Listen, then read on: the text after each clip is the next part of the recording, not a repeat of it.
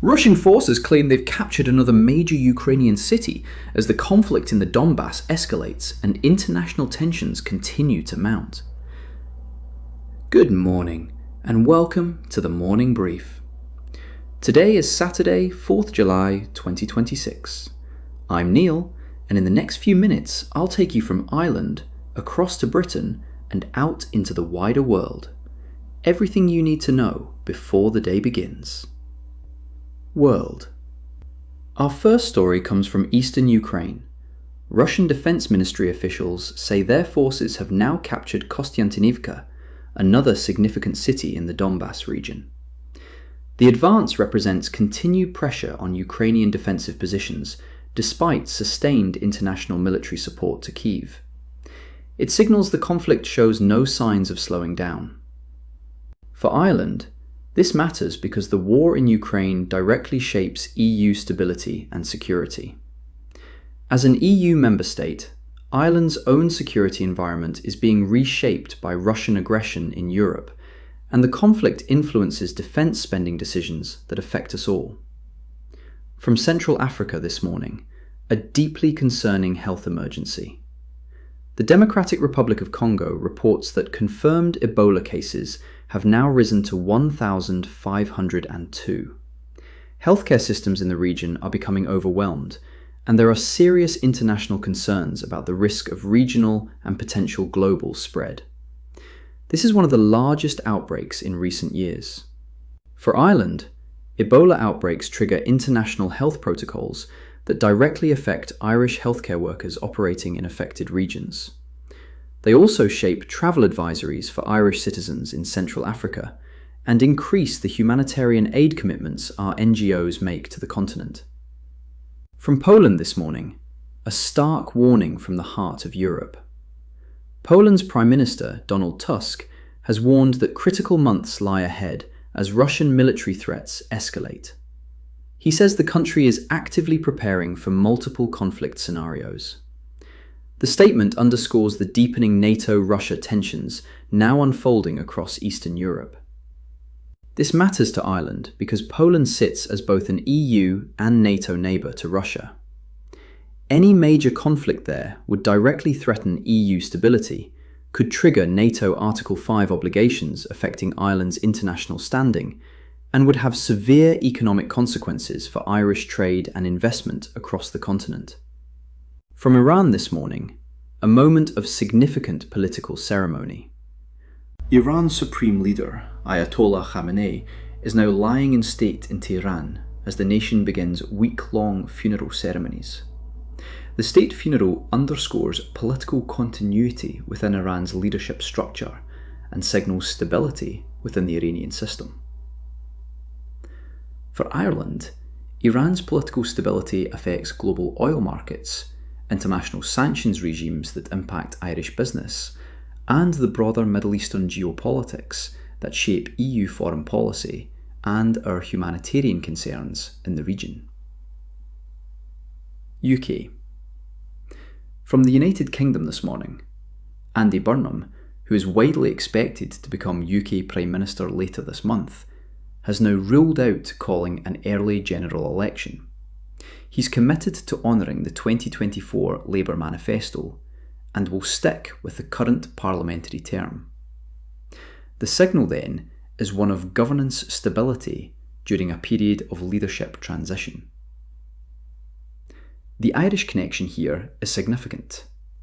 Continuity in UK leadership directly affects cross-border relations, Northern Ireland policy, and the ongoing implementation of post-Brexit arrangements. A stable UK government committed to its manifesto gives clarity to Irish businesses and policymakers as they plan around trade and cooperation with Britain.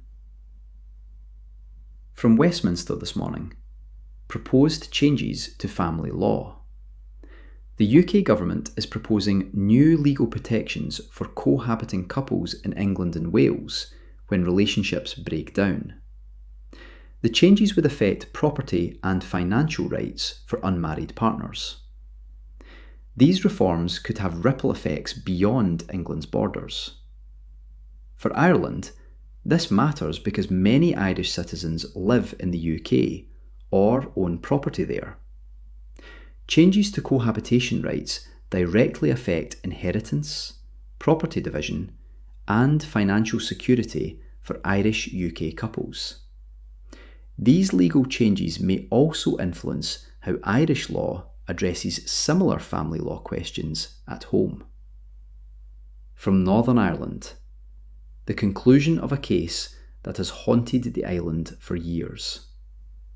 3 men have been found not guilty of murdering journalist Lyra McKee.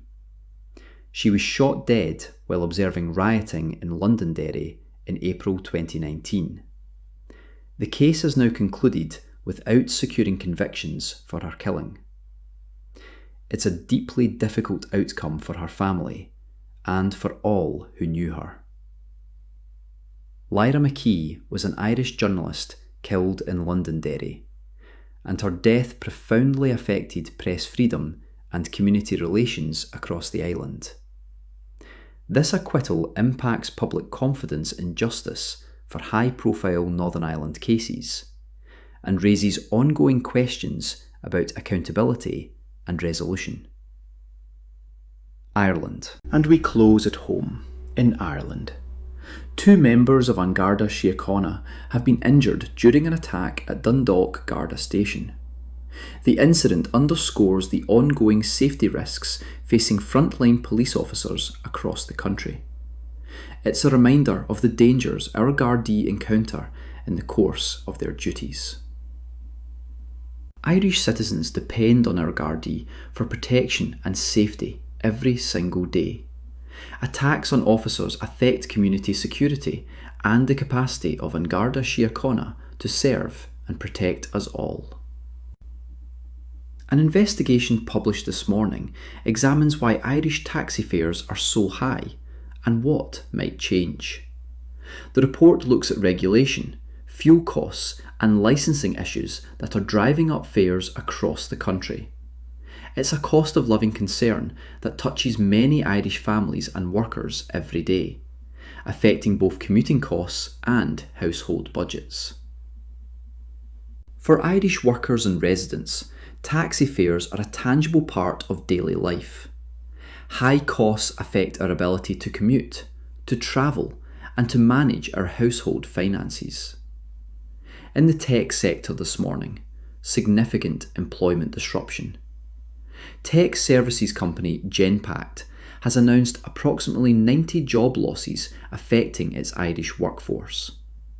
The redundancies represent a significant hit to employment in the sector and to the families and workers affected. Job losses of this scale directly affect workers' financial security and household incomes across Ireland.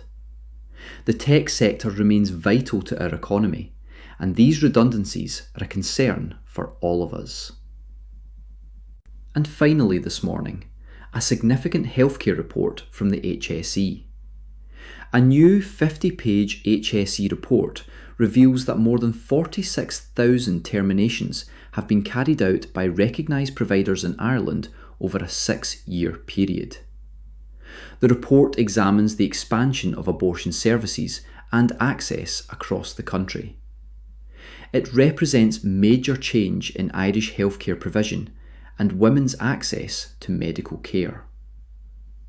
This report carries national significance regarding how our health service operates and the choices available to Irish women seeking medical care. And that's the morning brief for today.